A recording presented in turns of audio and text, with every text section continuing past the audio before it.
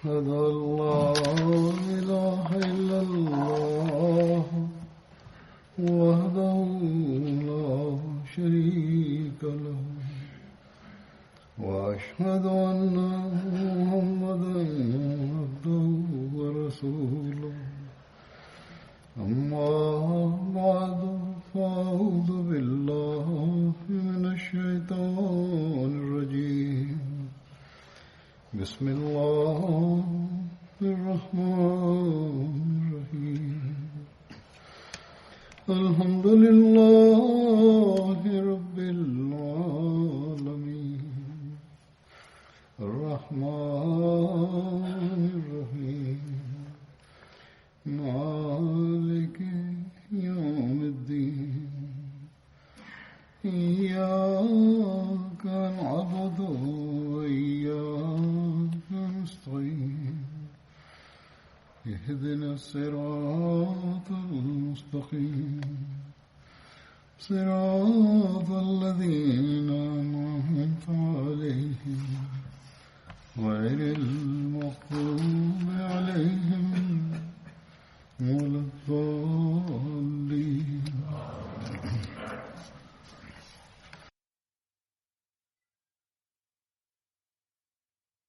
Hazrat Amir al-Mu'minin ayyadahullahu ta'ala binasrihil aziz anasema sahaba wa Badri atakayezungumziwa leo anaitwa Hazrat Talha bin Ubaidullah radhiyallahu anhu. Hazrat Talha radhiyallahu anhu alitokana na kabila la Banu Taym bin Murra. Jina la baba yake lilikuwa Ubaidullah bin Asman na mama yake alikuwa anaitwa Sahba ambaye alikuwa binti ya Abdullah bin Imad Hazrmi na alikuwa dada ya Hazrat Ala bin Hazrmi radhiyallahu anhu. Kunia ya Hazrat Talha ilikuwa Abu Muhammad.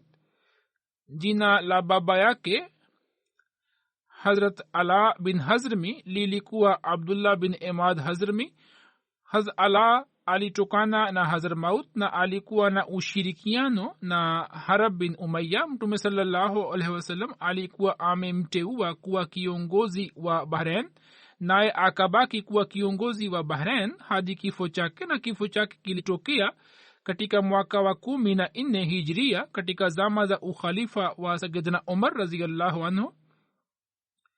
Ndugu yake mmoja aitwaye Amir bin Hazrmi aliuawa katika vita vya Badri, na ndugu yake mwingine Hamar bin Hazrmi alikuwa mtu wa kwanza kutoka washirikina na mali yake ilikuwa mali ya kwanza iliyokuwa imetekwa na Waislamu vitani.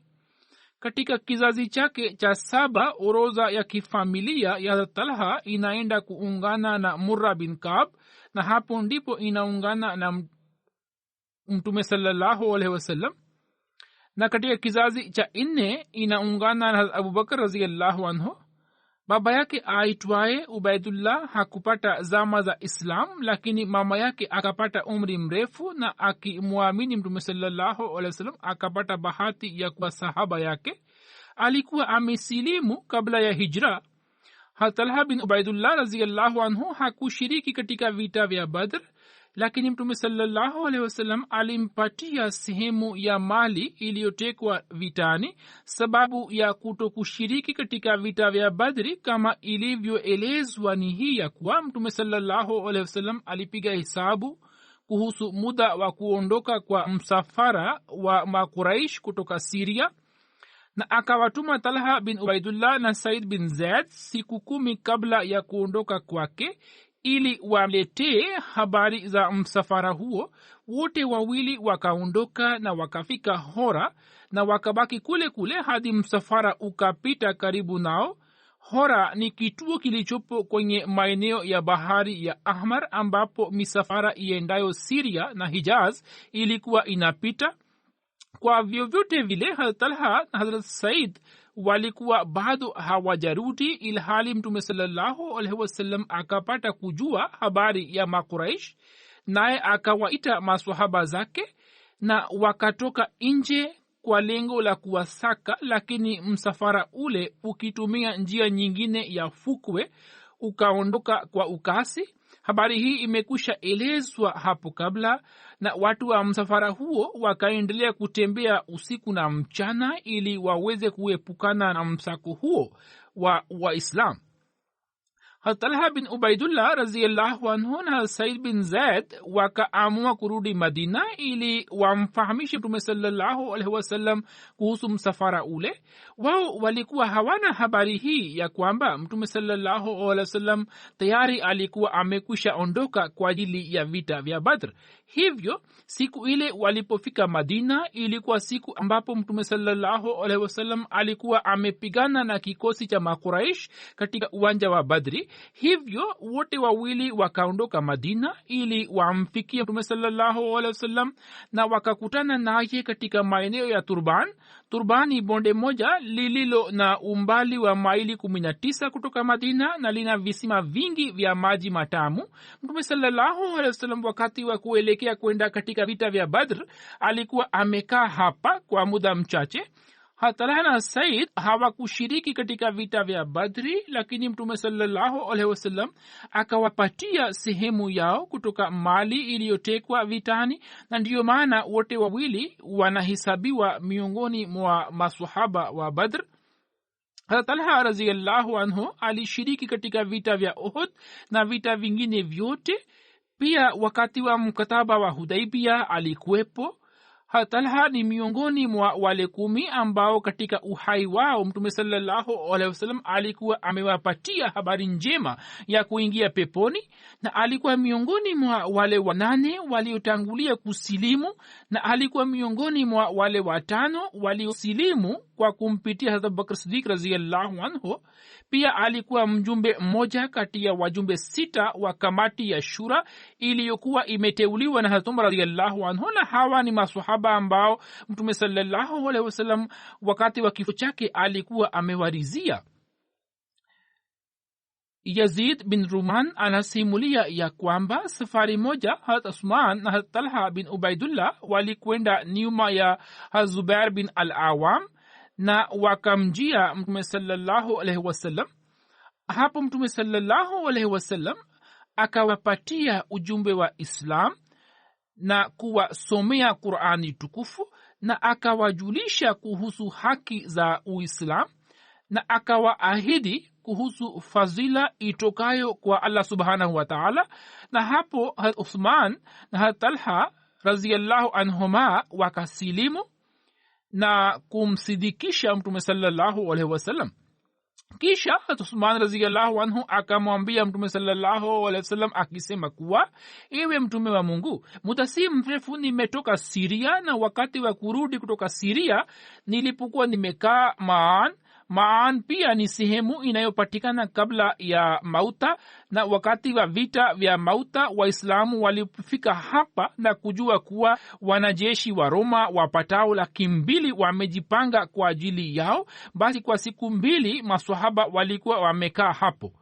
Osman alimwambia Mtume sallallahu alaihi wasallam ya kwamba wakati wa kurudi nilipofika kati ya Maan na Zarqa pia ni mahala palipo karibu na Maan.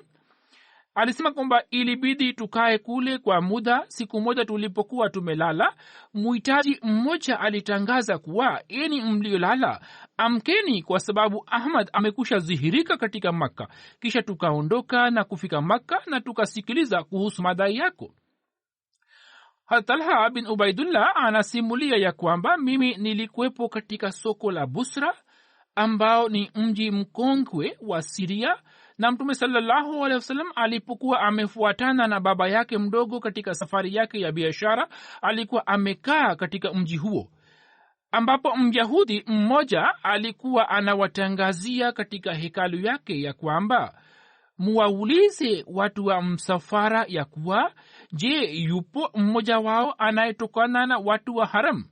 Mimi nikasema ndiyo, nipo. Naye akaniuliza kuwa, je, Ahmad amezihirika? Talha akasema, Ahmad yupi? Yeye akasema, mtoto wa Abdullah bin Abdul Muttalib. kwani katika mwezi huu yeye atadhihirika, naye atakuwa mtume wa mwisho na atadhihirika katika maeneo ya haram, na hijra yake itatokea kwenye ardhi iliyo na mabustani ya mitende na itakuwa na changarawe na makelele, hivyo msije mkamwacha.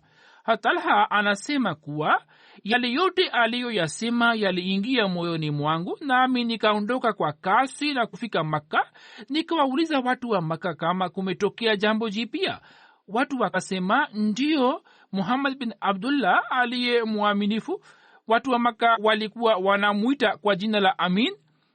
Walisema Amin huyo amedai kuwa mtume, na Ibn Abi Kahafa ambayo ilikuwa kunia ya Hazrat Abubakar Siddiq radhiyallahu anhu amemfuata tayari. Talha anasema kuwa basi nikaondoka huko na kumjia Hazrat Abubakar Siddiq na kumuuliza ya kuwa, je, wewe umemwamini bwana huyo? Hazrat Abubakar Siddiq radhiyallahu anhu akasema, ndio, na wewe pia uende kwake na umtii, kwani yeye anatuita kwenye haki. Talha akamweleza Hazrat Abubakar kuhusu habari ya yule Myahudi. Hazrat Abubakar akatoka pamoja na Talha na kumfikisha kwa Mtume sallallahu alaihi wasallam. Talha akakubali Islam na akamfahamisha Mtume sallallahu alaihi wasallam kuhusu kile alichokuwa amekisema yule Myahudi. Mtume sallallahu alaihi wasallam aliposikia hayo akafurahia. Habari hii imeandikwa katika kitabu cha historia kiitwacho Tabaqatul Kubra. Talha aliposilimu, hapo Naufal bin Khuwailid bin Adwiya aliwafunga Talha na Hazrat Abubakar na kamba moja. Ndiyo maana Talha na Hazrat Abubakar walikuwa wanaitwa qarinain, yani marafiki wawili. Naufal kutokana na ukali wake alikuwa anajulikana katika Makuraish. Wale waliowafunga hawa, mmoja wao alikuwa ndugu yake Talha aitwaye Osman bin Ubaidullah, na walikuwa wamewafunga ili wasije wakahudhuria kwa Mtume sallallahu alaihi wasallam na waendelee kuwa mbali na Uislamu. Imam Bihaki ameandika ya kuwa Mtume sallallahu alaihi wasallam aliwaombea akisema kuwa, ewe Mungu, waokoe kutoka shari ya adwiya. Masud bin Khirash radhiyallahu anhu anasimulia ya kwamba siku moja nilipokuwa nazunguka baina ya Safa na Marwa, hapo niliwaona watu wengi waliokuwa wanamfuata kijana mmoja ambaye mkono wake mmoja ulikuwa umefungwa na shingo yake. Nikawauliza watu kuwa kijana huyo ni nani? Watu wakanijibu kuwa huyo ni Talha bin Ubaidullah ambaye ameacha dini yake na mama yake Saba alikuwa anamfuata na kumtukana. Abdullah bin Saad amesimulia kutoka kwa baba yake ya kwamba wakati Mtume sallallahu alaihi wasallam alipohamia Madina na kuondoka kutoka Kharar ni bonde moja lililo karibu na Hajaz, na pia inasemwa kuwa ni bonde moja kati ya mabonde ya Madina.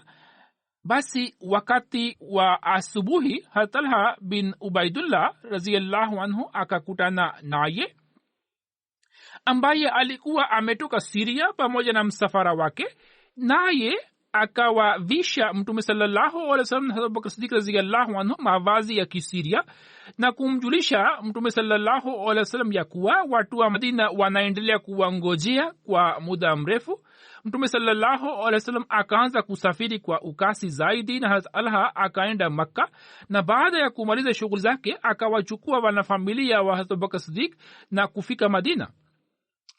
Talha na Zubair waliposilimu mjini Makka, Mtume sallallahu alaihi wasallam kabla ya kuhamia kwake akaufanya udugu baina yao, na Waislamu walipohamia na kufika Madina, basi Mtume sallallahu alaihi wasallam akaufanya udugu baina ya Talha na Hazrat Abu Ayub Ansari radhiyallahu anhu. Na sawa na riwaya ya pili, Mtume sallallahu alaihi wasallam akaufanya udugu baina ya Talha na Hazrat Said bin Zaid radhiyallahu anhu. Na kwa mujibu wa riwaya ya tatu, Mtume sallallahu alaihi wasallam akaufanya udugu baina ya Talha na Hazrat Ubay bin Ka'b radhiyallahu anhu. Talha alipohamia Madina aliishi kwa Hazrat Asad bin Zurara. kutokana na kujitolea kwa Talha, Mtume sallallahu alaihi wasallam alikuwa amempa lakabu ya Fayaz, yani mkarimu sana. Hivyo wakati wa vita vya Ziqard, Mtume sallallahu alaihi wasallam alipopita karibu na chemchem moja na akauliza kuhusu chemchem ile, Mtume sallallahu alaihi wasallam akaambiwa kuwa kisima hiki kinaitwa Besan na maji yake yana chumvi. Mtume sallallahu alaihi wasallam akasema hapana, bali jina lake ni Numan na maji yake ni matamu na matakatifu. Talha bin Ubaidullah akakinunua na kukitoa wakfu na maji yake yakawa matamu. Talha alipomwendea Mtume sallallahu alaihi wasallam na kumweleza habari hiyo, hapo Mtume sallallahu alaihi wasallam akasema, ewe Talha, wewe ni mkarimu sana. Basi hapo akaanza kuitwa kwa jina la Talha mkarimu. Musa bin Talha anasimulia kutoka kwa baba yake Talha ya kwamba Mtume sallallahu alaihi wasallam siku ya Uhud alimtaja Talha kwa jina la Talhatul Khair wakati wa vita vya Tabuk, na wakati wa vita vya Ziqard akamtaja kwa jina la Talhatul Fayyaz, na siku ya vita vya Hunain akamuita kwa jina la Talhatul Jud, ambayo maana yake ni ukarimu. Saib bin Yazid anasimulia ya kwamba mimi nilipata bahati ya kufuatana na Talha bin Ubaidullah katika safari mbalimbali, na katika mambo ya fedha, nguo na vyakula sikumwona mtu yeyote mwingine mkarimu zaidi kuliko Talha.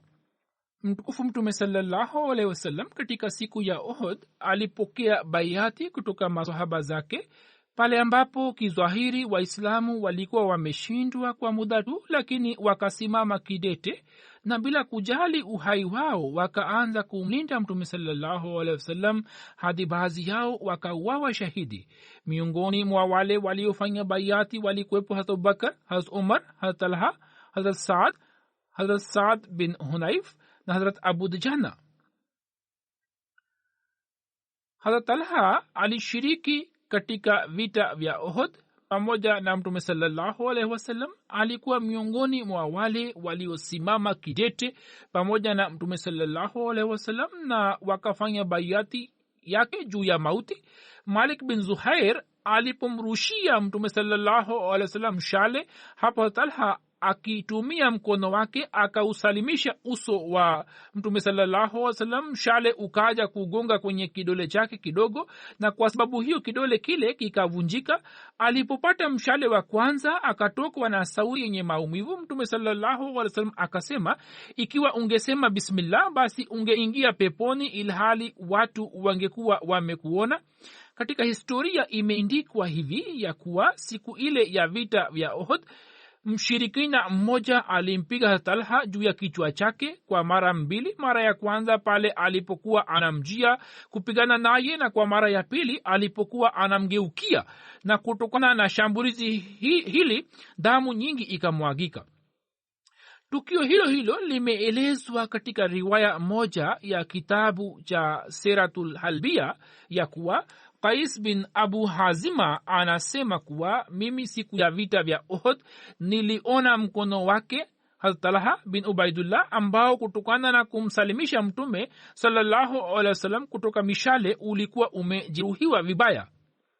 Na sawa na kauli moja inasemwa kuwa mkono ule ulikuwa umeshambuliwa na mkuki na damu ikamtoka hadi kutokana na udhaifu akapoteza ufahamu wake. Hazrat Abubakar akamiminia matone ya maji hadi akapata ufahamu, na mara baada ya kuamka akamuuliza kuwa Mtume sallallahu alaihi wasallam ana hali gani. Hata Abubakar akamwambia kuwa Mtume sallallahu alaihi wasallam yuko salama, naye amenituma kwako.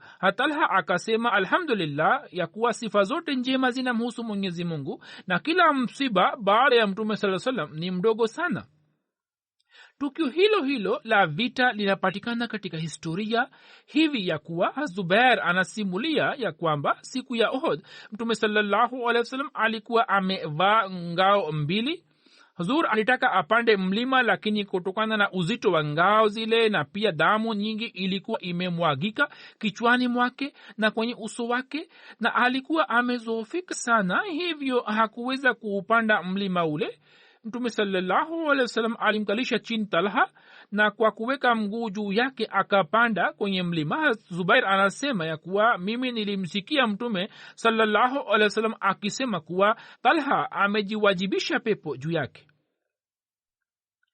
Kisha katika riwaya moja imeandikwa hivi ya kwamba Talha alikuwa na ulemavu katika mguu wake mmoja, na kwa sababu ya ulemavu huo alikuwa hawezi kutembea vizuri. Pale alipomuinua Mtume sallallahu alaihi wasallam alikuwa anatumia nguvu yake yote ili atembee vizuri, ili kwa sababu ya ulemavu wake Mtume sallallahu alaihi wasallam asipate shida yoyote, na baada ya hayo shida ile ikamtoka kwa milele. Aisha na Umme Ishaq ambao walikuwa mabinti za Talha walieleza kuwa siku ya vita vya Uhud baba yetu alipata majeraha 24, na kati ya majeraha haya jeraha moja lilikuwa kichwani mwake na mshipa wa mguu wake ulikuwa umekatika, kidole chake kilikuwa kimekatika, na majeraha mengine yalikuwa mwilini mwake. Alikuwa amepoteza ufahamu wake. Meno mawili ya mbele ya Mtume sallallahu alaihi wasallam yalikuwa yamevunjika, na uso wake pia ulikuwa umejeruhiwa, naye pia alikuwa hoi. Talha akamuinua Mtume sallallahu alaihi wasallam juu ya mgongo wake na kugeuka nyuma hivi ya kuwa pale alipokuwa anakutana na adui alikuwa anapigana naye hadi akampeleka pangoni na kumkalisha chini. Habari hii imeandikwa katika Tabaqatul Kubra. Katika siku ya vita vya Uhud pale Khalid bin Walid alipowashambulia Waislamu na Waislamu wakatawanika, Hazrat Musleh Maud radhiyallahu anhu akielezea habari ya tukio hili ameeleza maelezo yanayoonyesha kiwango cha imani na uimara wa Talha radhiyallahu anhu. Hazrat Musleh Maud radhiyallahu anhu anasema akielezea kiwango cha Hazrat Talha radhiyallahu anhu, huzur anasema kwamba maswahaba wachache walimkimbilia Mtume sallallahu alaihi wasallam na wakamzunguka, ambao walikuwa si zaidi ya 30. Makafiri wakashambulia kwa nguvu zao zote pale ambapo Mtume sallallahu alaihi wasallam alipokuwa amesimama. Katika kumlinda Mtume sallallahu alaihi wasallam maswahaba mmoja baada ya mwingine wakaanza kuuawa, pamoja na wale waliokuwa wanapigana kwa upanga. Pia wenye mishale walikuwa wamesimama juu ya milima mirefu na walikuwa wanawarushia mishale isiyo na hisabu.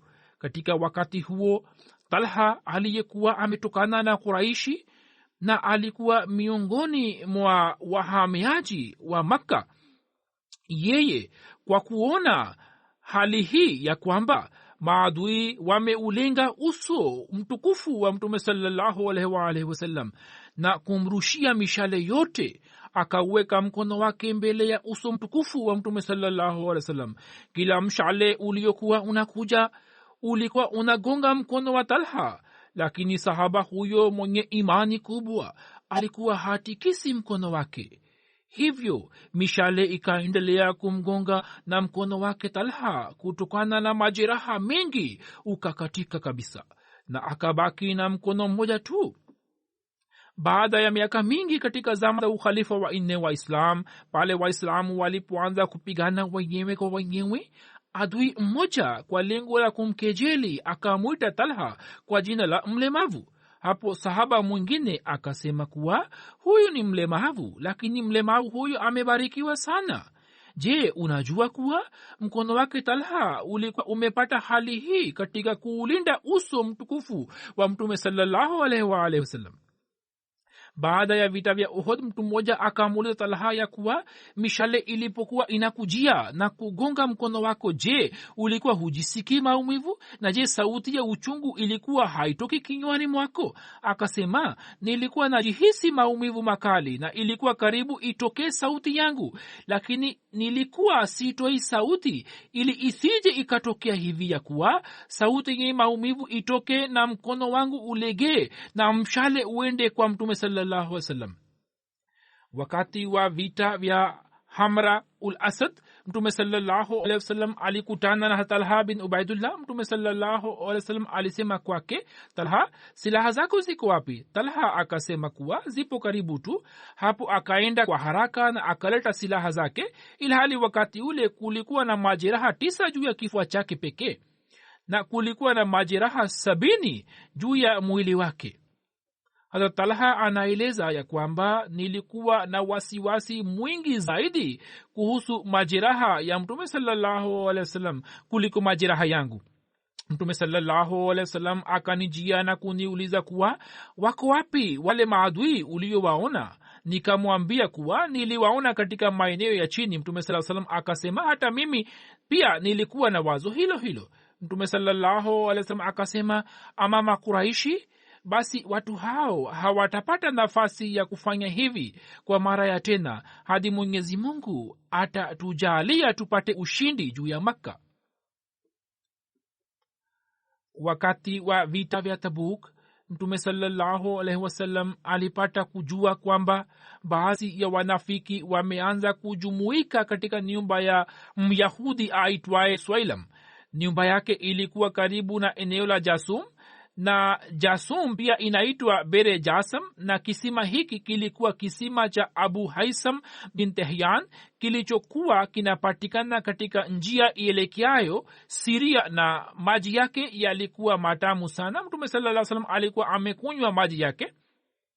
Kwa vyovyote vile wanafiki walikuwa wamejumuika kwake, naye alikuwa akiwazuia ili wasiende kushiriki pamoja na mtume sallallahu alaihi wasallam katika vita vya Tabuk.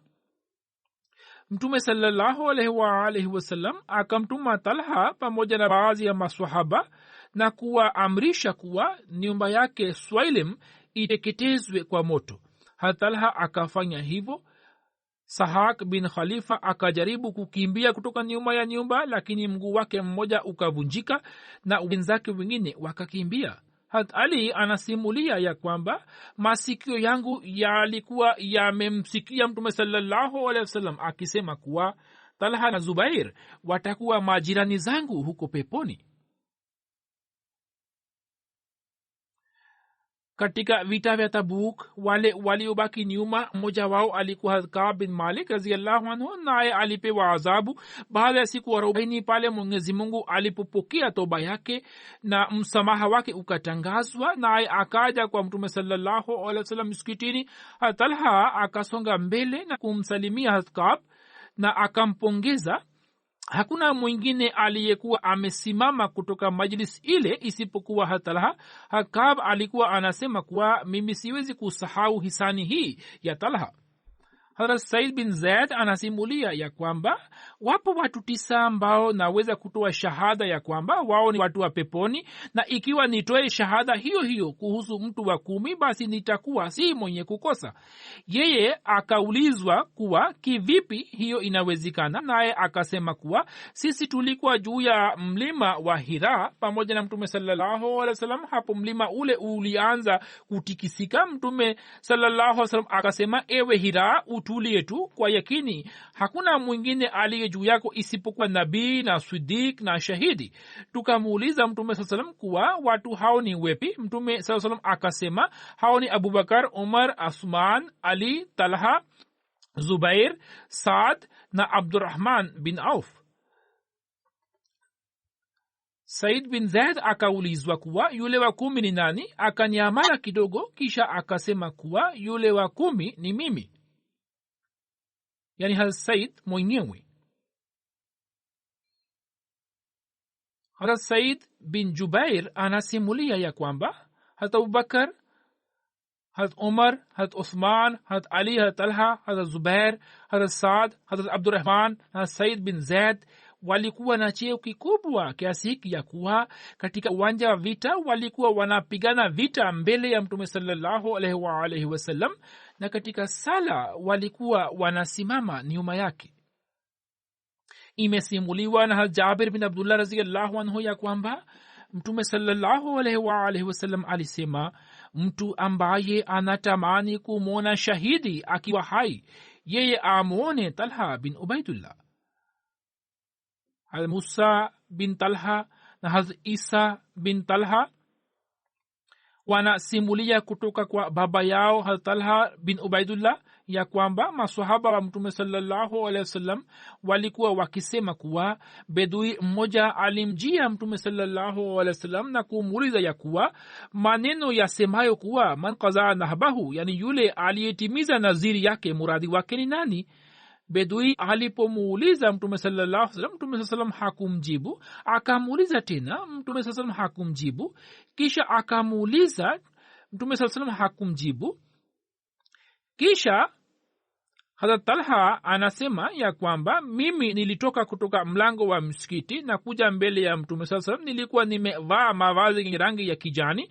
Mtume sallallahu alaihi wasallam aliponiona, basi akasema, yule muulizaji yuko wapi ambaye alikuwa ananiuliza kuwa muradi wa man qaza nahbahu ni nani? Bedui akasema, ewe Mtume wa Mungu, nipo hapa. Mtume sallallahu alaihi wasallam akaniashiria na kusema kuwa ebu angalia, huyu ni msidikishaji wa man qaza nahbahu.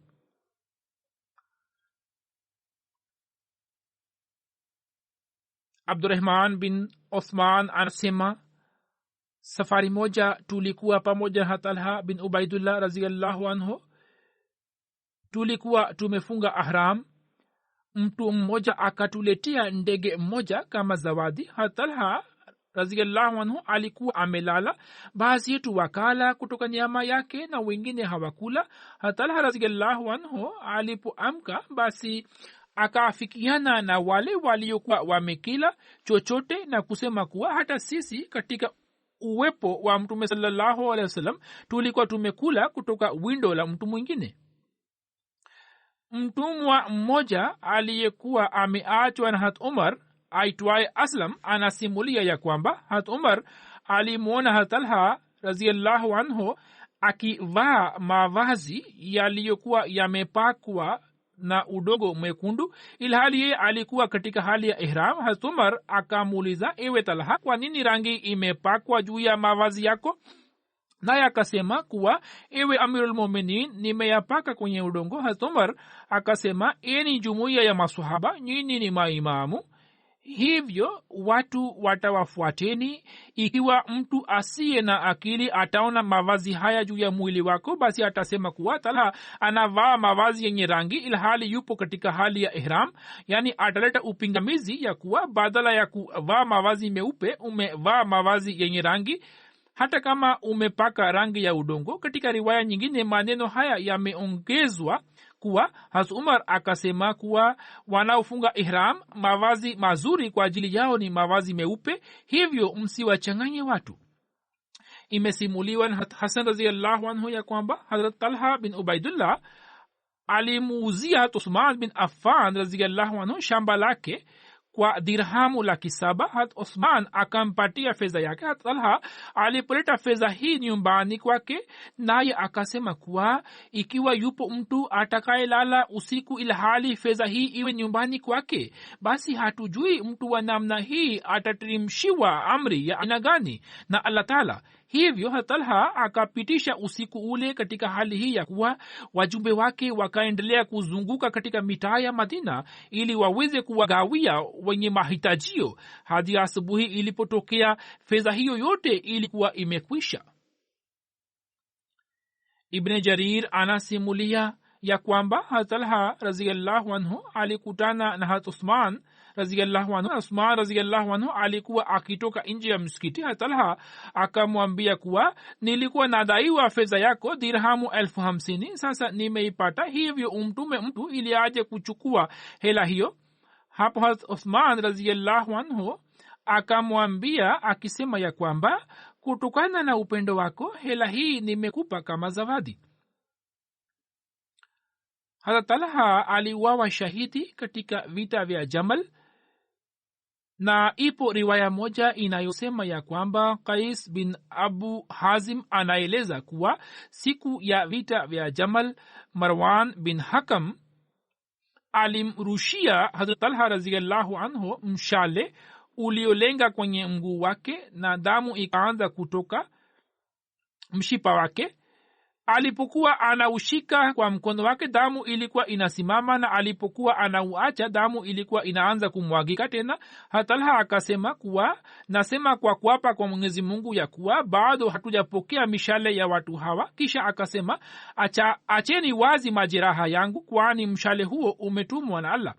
Hazrat Talha bin Ubaidullah aliuawa shahidi katika siku ya vita vya Jamal katika 10 Jamadi-ul-Thani mwaka wa 36 Hijria. Wakati wa kifo chake umri wake ulikuwa miaka 64, na kutokana na riwaya nyingine umri wake ulikuwa miaka 62.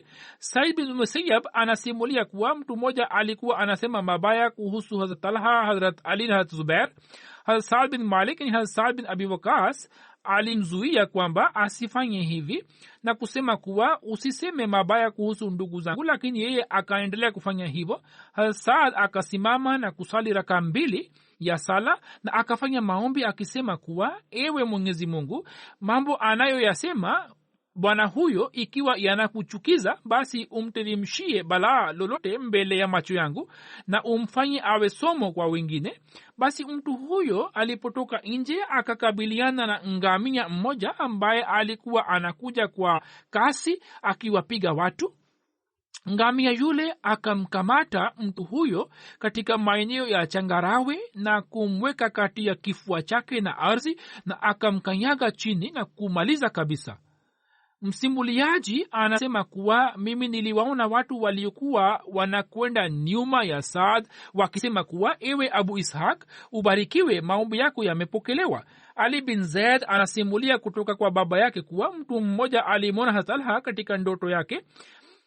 Alikuwa anamwambia kuwa badilisheni mahala pa kaburi langu, maji yananisumbua huko. Kisha siku nyingine akamwona tena katika njozi yake, ilmuradi akamwona mara 3 katika ndoto yake. Basi mtu huyo akaja kwa Ibn Abbas na kumweleza ndoto zake.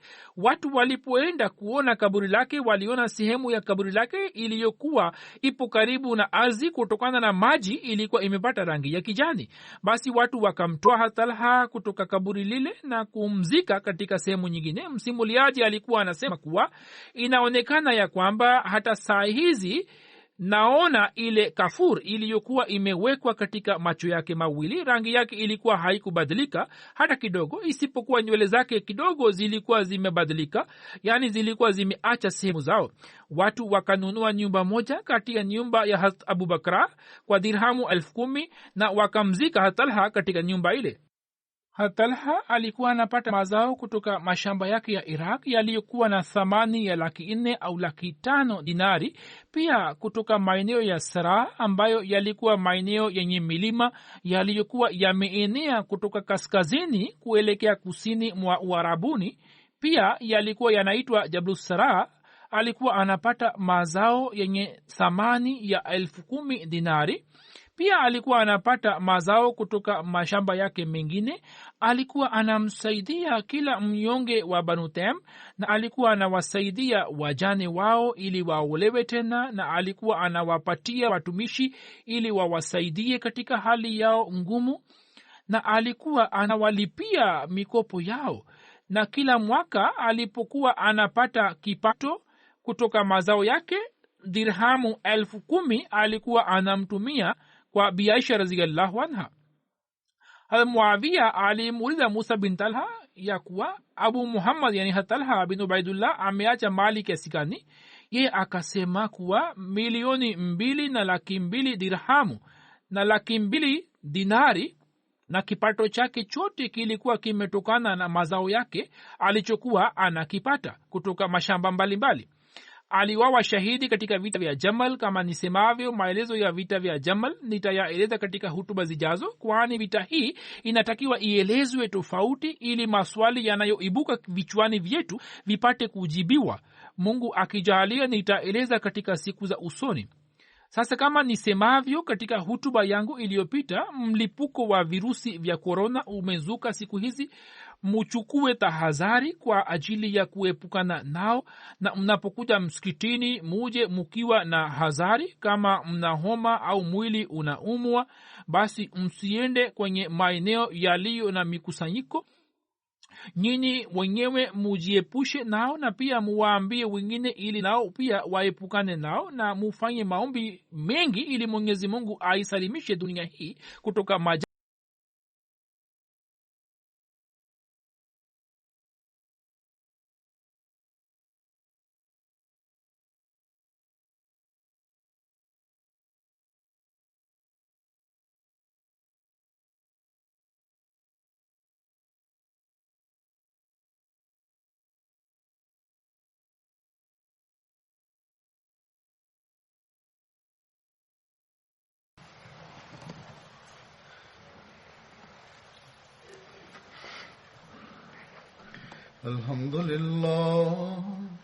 الحمد لله نحمده ونستعينه ونستغفره ونؤمن به ونتوكل عليه ونعوذ بالله من شرور أنفسنا ومن سيئات أعمالنا من يهده الله فلا مضل له ومن يضلل فلا هادي له ونشهد أن لا إله إلا الله ونشهد أن محمدا عبده ورسوله عباد الله رحمكم الله